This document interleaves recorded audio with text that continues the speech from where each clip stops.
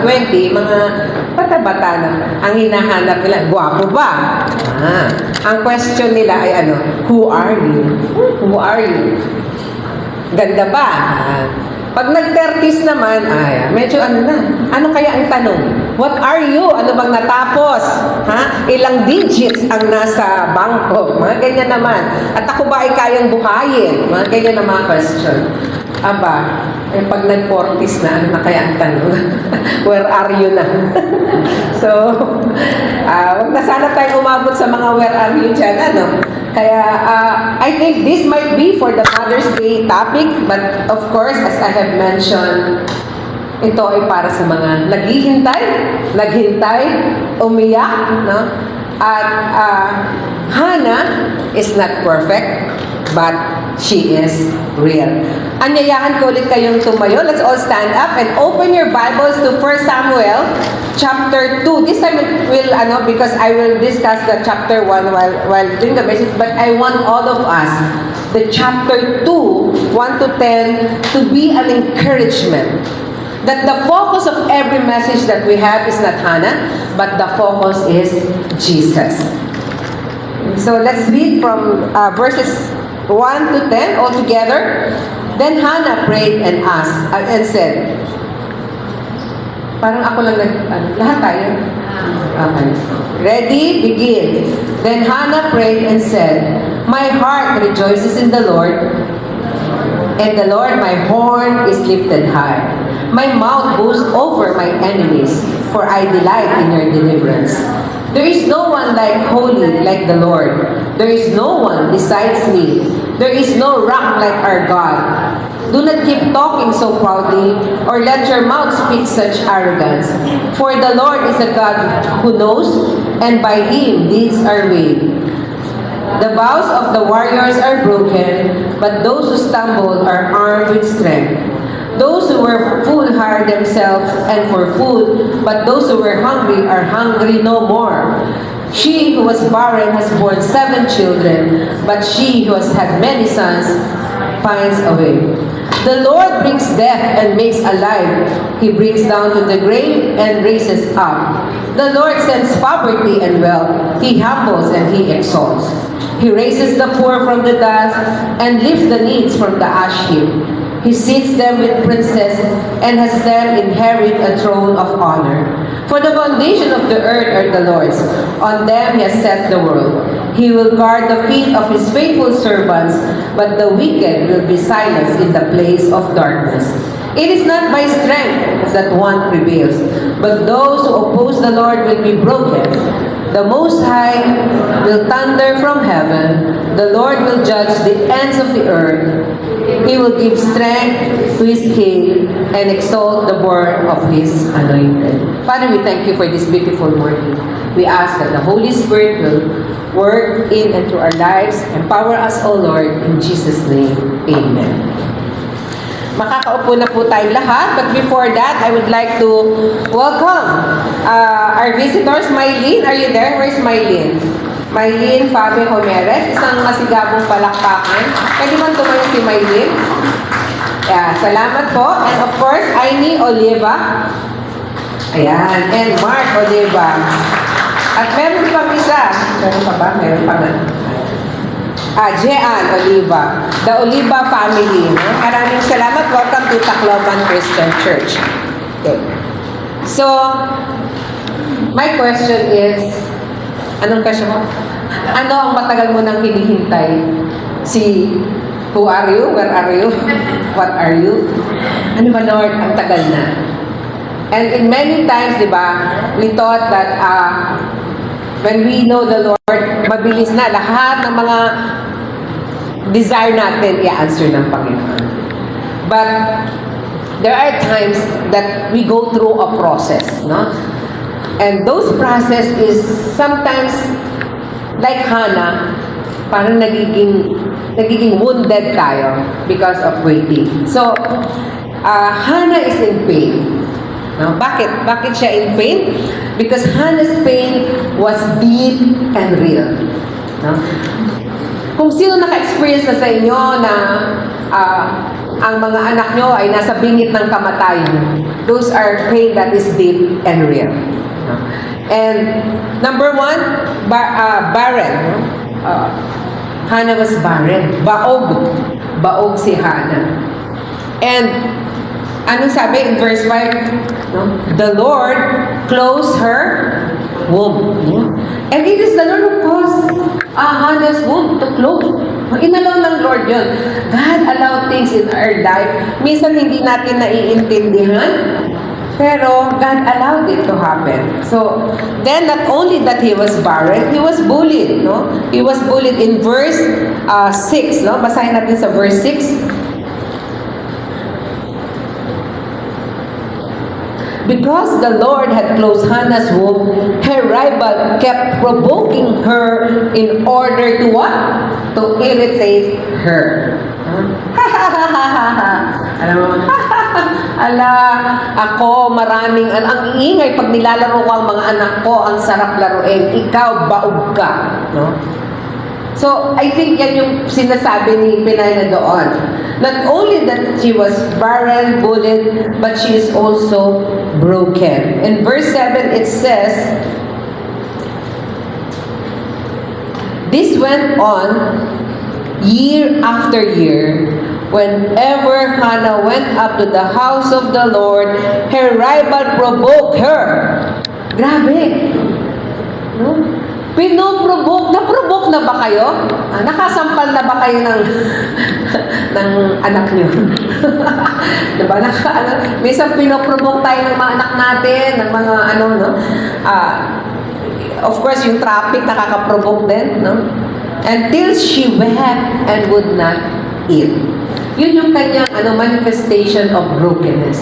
Sa sobrang broken niya, hindi na siya nakakakain, hindi pa rin siya, iyak siya ng iyak, hanggang nasasabihan na siya, lasing ka ba? Kasi wala nang lumalabas dun sa kanyang boses, sa kanyang luha. No? Pero, what did Hannah do? No? Ito pa, no? Ano ang kaibahan ni Penina at saka ni Hannah? May kids, no? Mayroon siyang had much, but Hannah had none. In verse 6, she was provoked, but Hannah she prayed. In verse 10, nandun, no? Nag-pray lang siya. Sa lahat ng nararamdaman niya, nararanasan niya, nananalangin lang siya. And it's very nice. If you look at verse 10, it says there, sige na nga, suot ko na nga, nagpapanggap pa ako, no? Suot ko na lang para mas mabasa ko ng, Okay, in verse 10, it says, in her deep anguish, Hannah prayed to the Lord, weeping bitterly. Kaya sabi ko, ang hirap talaga when yung parang lumuluhod ka na, Panginoon, kahit konti lang, buhayin mo, no? So, and then, Penina is very proud of herself. Ako, marami akong anak, ang ganda ng nangyayari sa amin. But, in verse 15, Hannah said, she just poured out what she didn't have. In verse 15, anong sabi niya? Not so, my Lord, Hannah replied. I am a woman who is deeply troubled. I have not been drinking wine nor beer. I was pouring out my soul to the Lord. Two women that I know that in the word that they pour out. The first, of course, is Hannah and Mary, no? Pour out herself to the Lord, especially in the time na talaga nakikita niya na Jesus on their way to Calvary. Okay. And then, Penina forgot about God, but Hannah found God. Meron bang Hannah ngayon dito? Or meron ba kayo wala tayong Hannah na church mate? Okay? But what Hannah did not do? Minsan pag pinoprovoke ka, when you are broken, when you are bullied, when you are barren, no? Hannah did not quit. She did not quit. She still choose to go to the temple even she is in pain. Minsan pag may nangyayari sa atin, di tayo nag-church or hindi tayo, awag na lang, yan nag-attend. The more that we should go to church, the more that we should, baka naman ang wali, during that time, sabi mo, pinaparinggan talaga ako ng na to. No. But it's really God who is at work in us. Number 2, she did not retaliate. Hindi siya nag-retaliate kay Penina. Wala lang. Ang kanyang ano lang. Hindi naman siya chill-chill. Pero nandun yung pain sa loob. Diba? Minsan, we want to retaliate but we cannot. Because God, sabi mo, we are Christians. We are not just doctors who happens to be Christian, but we are Christians who happen to be a doctor, a businessman, a Christian who happens to be a businessman. And then, she did not blame Elkanah. Read verse 8. Ano sabi ni Elkanah, yung husband niya sa kanya? Ang ganda nung sinabi ni Elkanah, pero anong sagot ni Hannah?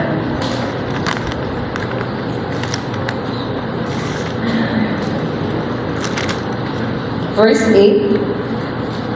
It says, her husband Elkanah would say to her, Hannah, why are you weeping? Why don't you eat? Why are you downhearted? Then, don't I mean more to you than 10 sons? Hindi pa ba ako enough? Ato na ang asawa mo. So, minsan ganun din, no? Andito naman ako. Hindi pa ba yan enough, no? So, she did not blame. She swept, just in the temple. And then, she did not pretend. No? In-accept niya, sinabi niya that, I'm hurting, crying. And when you're broken, no, the more we need to seek God. Mas kailangan natin ng Panginoon sa mga panahon na tayo ay broken. No?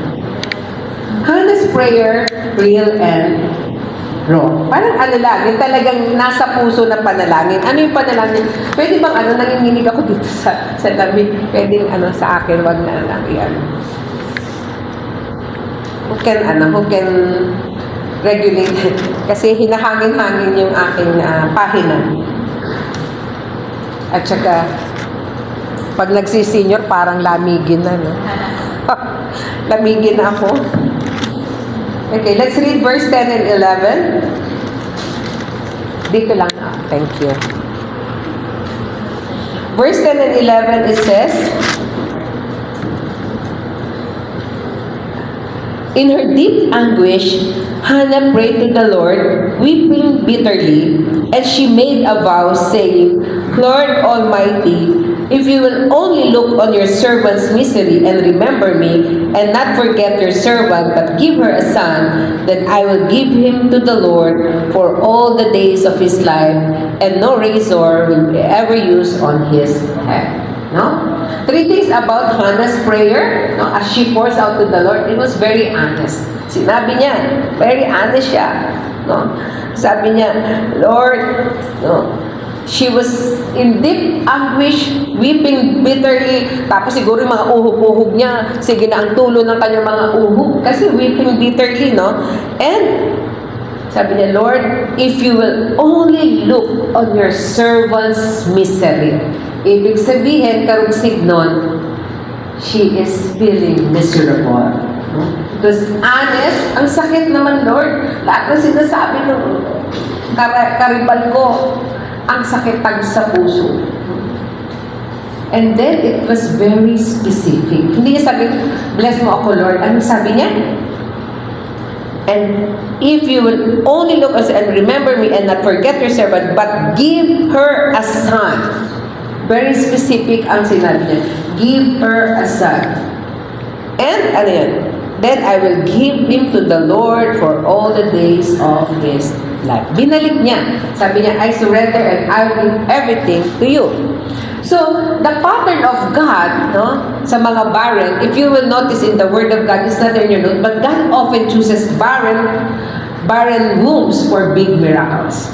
Sino? First barren, Sarah. Out of Sarah, nandyan si Isaac becoming the nation of Israel. And then we have Rebecca. From Rebecca, napanganak si Jacob for the 12 tribes of Israel who governs the Israel. And then Rachel, Joseph. No? Joseph, we know already what happened to him. He saved Israel in Egypt. And then Hannah, no, Samuel, anointed David, no, sa line of Judah, no? Elizabeth, John the Baptist, no, who prepared the way for Christ. Bakit? Bakit inaalaw nilang Lord ang miracle? So that we will not glorify ourselves, o akin ito, akong may so we will not boast, but the glory belongs to our God. So, on those things that Hannah, kung nandun ka sa situation na yun, nandun ka sa temple, she was misunderstood but not silenced. So, again, look at our scripture from 12 to 18. Ang ganda rin ito. Kung paano siya na misunderstood.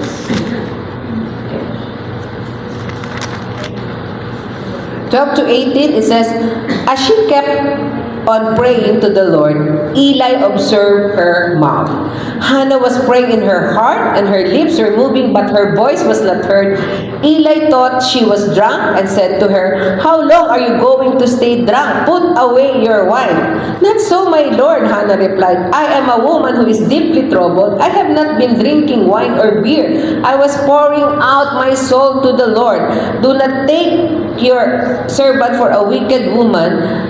I have been praying here out of my great anguish and grief. Eli answered, go in peace, and may the God of Israel grant you what you have asked of him. She said, may your servant find favor in your eyes. Then she went her way and ate something, and her face was no longer downcast. No? She was misunderstood and said, how long will you be drunk? No? Minsan yung church leaders pag misunderstand sa kanya. No? I am not drunk. I'm not a woman deeply troubled. I was pouring out my soul to the Lord. Oh, go in peace. This is the most, even though she was misunderstood, ang encouragement sa kanya ni Eli, the priest says, go in peace, may God grant your request. Pakisabi sa katabi niyo, go in peace and may God grant your request. Whatever that is in your heart right now, whatever that you are asking God for, go in peace. Just be peace. So nauuna, wala pa yung result ng son of Hannah's prayer, but she is already at peace. She went her way and ate, and her face was no longer sad. Peace comes before pregnancy. Peace comes before the prayer that you are asking for from God. Now, then verse 19, God remembered Hannah. God remembered you. God remembered me. God remembered all of us. Because He is God of omniscient. All-knowing, He knows what you are going through. Omnipresent, is always there. He's speaking to your heart right now. And He's omnipotent. He can do the impossible for you. Verse 19, early the next morning, they arose and worshipped before the Lord, and then went back to their home at Ramah. Elkanah made love to his wife Hannah, and the Lord remembered her. That is the meaning. And the Lord remembered you. Naaalala mo po ba yun, Kay, in 19 blah blah blah? Naalala mo pa ba yun, Willard? Nung time na blah blah blah. God remember. Ang tagal Lord, nakalimutan ko na. But sa akin? Hindi ko nakakalimutan. God's timing is not Hannah's timing. It's not even our own timing. God's timing is always on time. No? Hannah means grace or favor. And also Samuel, meaning heard by God. So when God remembers, He remembers that He is acting on His promise. Kaya gusto ko yung hymn na yon. Ano yun, Pastor Padilla? Standing on the, pala si Ma'am March, no? Standing on the promises of God, my King, through eternal ages, let His praises sing. Glory to the highest, I can shout and sing. Standing on the promises of God, everybody. Standing, standing, standing on the promises of God, my Savior. Standing, standing, I'm standing on the promises of God. Wala nang iba. We always stand on the promises of God. Whatever pain that we are feeling, God says, I will heal you. I am God. that heals you. I'm the Jehovah Rapha. I'm the Jehovah Jireh. God will provide. Maraming nanay, sometimes every week, no, twice a week. No? Many parents right now who have children, no, who are struggling in their emotions and mental health. Maraming nagsastruggle na family ngayon. 59.5% of the very reason why these young people are committing suicides is because of family conflict, family problem. But we have hope, just like we speak Jesus. God remember and God will act. May mga moment lang yung ating mga anak, for the mothers that are here. They have moments too. Let's pour out ourselves to the Lord. And God remembers. We stand on the promises of God. When God provides, Hannah kept her vow. Maraming answered prayer nung nasa bingit ng kamatayon, may mga talagang inaano, Lord, sige na, pagalingin mo lang siya, I will do this. O, nakalimutan mo na yung ba, very careful. When you are in anguish, no? He said, no, the hardest part is the giving up, no? Giving back pala, giving back.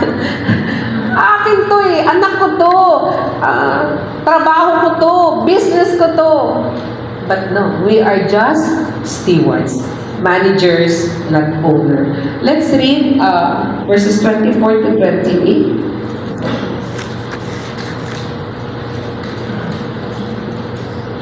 No, chapter 2 na pala. After he was weaned, she took the boy with her, young as he was, along with a 3-year-old bull, an ephah of flour, and a skin of wine, and brought it to the house of the Lord at Shiloh. When the bull had been sacrificed, they brought the boy to Eli. And she said to him, "Pardon me, my Lord, as surely as you live, I'm the woman who stood here beside you praying to the Lord. I prayed for this child, and the Lord has granted me what I asked of him. So now I give him to the Lord for his whole life. He will be given over to the Lord, and he worship the Lord." Yun yung kaya hindi natin binibinyagan, dinidedicate natin yung ating mga anak. We are dedicating them to the Lord. We're dedicating our business to, we're dedicating our life to God. We're dedicating even our spouses. We are dedicating even our studies. We are dedicating it to the Lord. No? Hannah knew Samuel was never hers to keep. But he was God's to buy. Lahat ng meron tayo, everything that we have, is just borrowed. Lahat galing sa Panginoon. Okay. For every woman today, wala yan sa notion, no? For every woman today, mamaya yung Monday meron, syempre. Or Hannah for us today, if you are waiting, Hannah says, keep praying. Keep praying, God hears even silent tears. Hello? Yeah. Keep praying. No matter kung 1 day, 1 week, 2 weeks, 1 year, 3 years, keep praying. If you are wounded, take it to the temple. Do not freak it. This is the place. Call through your BT team. Ask for prayer. I'm wounded. So, in our BT, we can be real. So, ganun din sa mga BT natin. No? I truly appreciate that we have our blessed. Because not only that we are reading the Bible, we are pouring out first to the Lord and to each other. If you are misunderstood, explain yourself. Tama na kung explain mo pa, or if not, find peace before the answer. The Lord will vindicate you. The Lord will vindicate each and every one. If you're a mom, taas ang kamay ng mga mom, here. No? your child is God's. Dedicate, not dominate. Putro, dedicate, not dominate. If you're not a mom, kung nasa ano ka man, where are you, who are you, or ano, you're not a mom, your worth isn't in your womb. There are those who are called to be single. No? It's in your worship. It's in our, with God. We are, God, Jesus is the only one who can satisfy us. Whether you're married, single, widow, etc. Verse 1 says, Then Hannah prayed and said, My heart rejoices in the Lord. My horn is lifted high. My mouth boasts over my enemies, for I delight in your deliverance. For every man today, if you're a dad, if you're a mom, taas ang kamay, no? Hannah says, love like Elkanah. No? Nag-ano siya, if you will look at verse 23,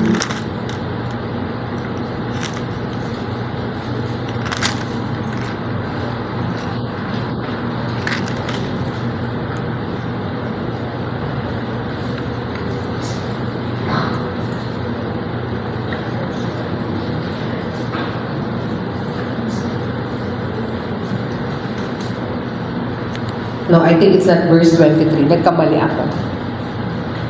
Love, listen better, lead her to pray. Yung verse na, I think it's verse 19, sorry. Early the next morning, they arose and worshipped the Lord, before the Lord, and then went back to their home. Elkanah made love to his wife, Hannah, and the Lord remembered her. Okay. So, for that, our responsibility is to love. Our responsibility as woman and wife, anong ating responsibility? Love ba? Yung responsibility natin ay makasagot. And then, in verse 23, verse 23 of chapter 9, do what seems best to you, her husband Elkanah told her. So, parang binibigyan niya nag-listen siya, I will dedicate back my son to the Lord. Okay. So, tayo po tayong lahat as we close.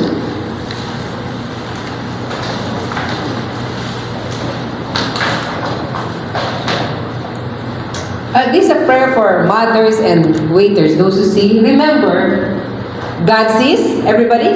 God sees, God hears, God remembers. In 1 Samuel 1:19, the Lord remembered her. Today, we honor our mothers. Ang mga mothers, palakpakan natin ang mga mothers. What? Yung buhay nyo, kayo ay nag-alay. Maraming salamat. Pag nagpapaanak ako sa City Hospital, talagang yung isang paa namin ay nasa bingit ng kamatayan. To our waiting moms, naghihintay ng baby pa, hindi nakakalimutan ni Lord yan, like Hannah. To our spiritual moms, lahat ng mga beauty leaders, ng mga babae, lalaki, palakpakan natin. Spiritual moms, thank you. Nag-aalaga kayo kahit hindi kayo nanganak. No? Thank you for those who are spiritual moms that are here leading their BP, per meeting. And to our believing moms, grieving moms. Si Lord kasama niyo sa iya.